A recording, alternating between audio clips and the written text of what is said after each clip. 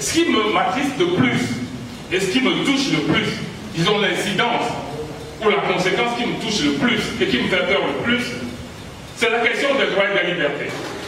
Dans la nouvelle constitution, dans leur nouvelle constitution, je vais l'appeler comme ça pour être à l'aise, ils ont mis les droits et les libertés comme l'annexe à la constitution, pas comme le principal à la constitution tel que tout ce que nous avons jusqu'à aujourd'hui.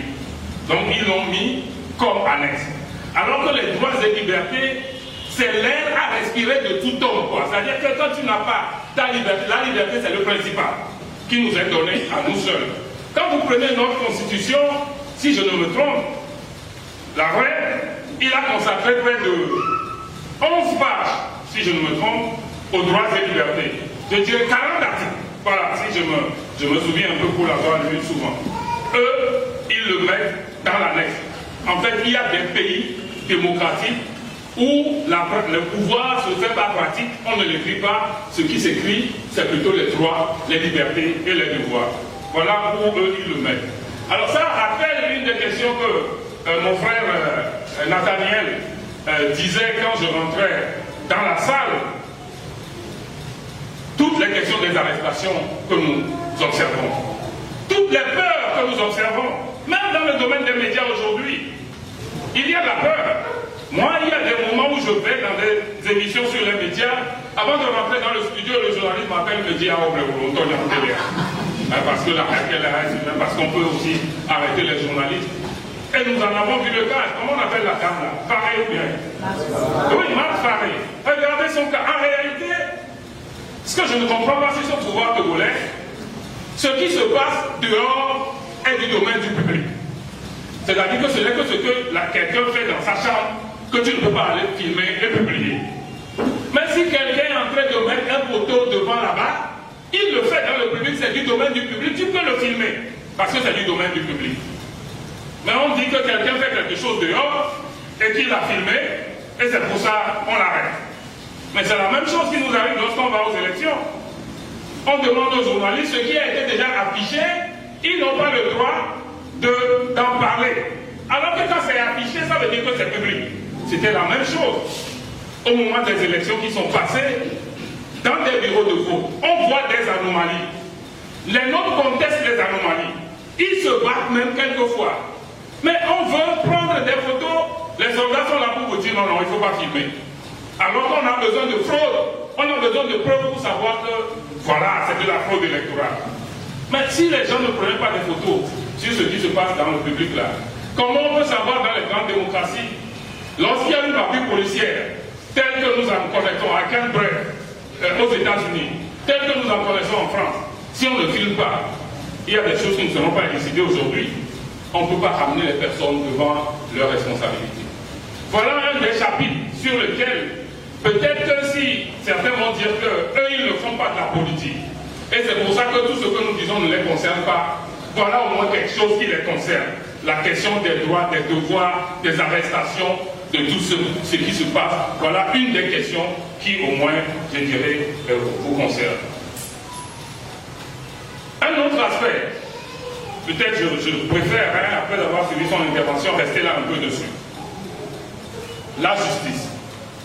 Nous savons aujourd'hui ce que représente notre justice, que nous décrions tous. Vous croyez que vous aurez une justice demain avec la constitution là?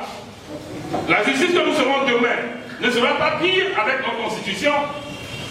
Parce que dans la justice, là, il y a des moments où certains juges courageux prennent des décisions.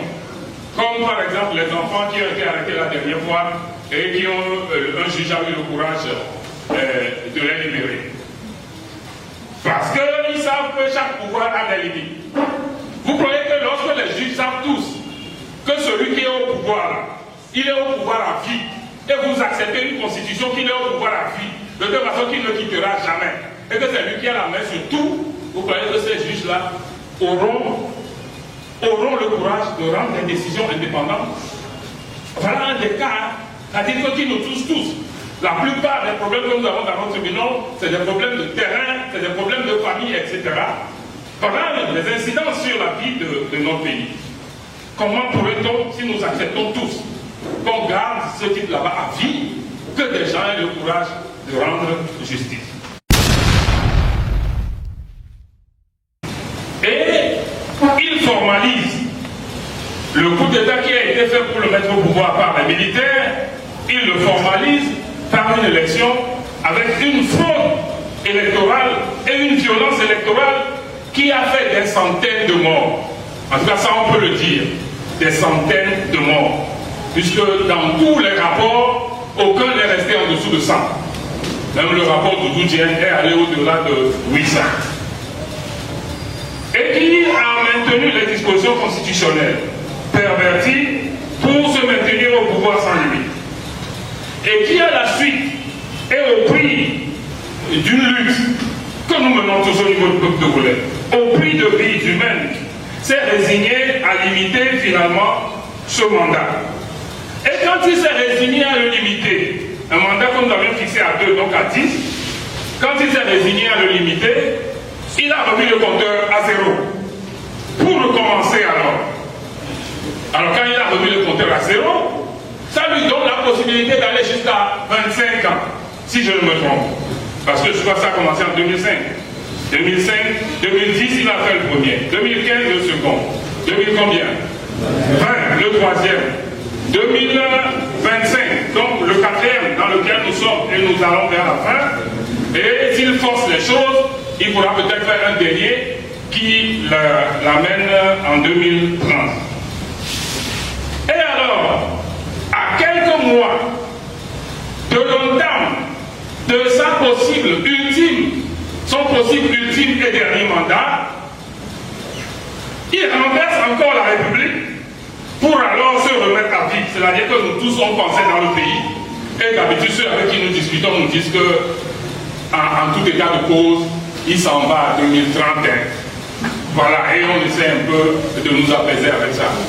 Mais à l'entame peut-être de son possible ultime dernier mandat, il remet tout, et alors là, il ne remet pas à 0 pour faire 10 ans, il remet tout finalement pour faire une présidence à vie, au détriment de tous les autres Togolais.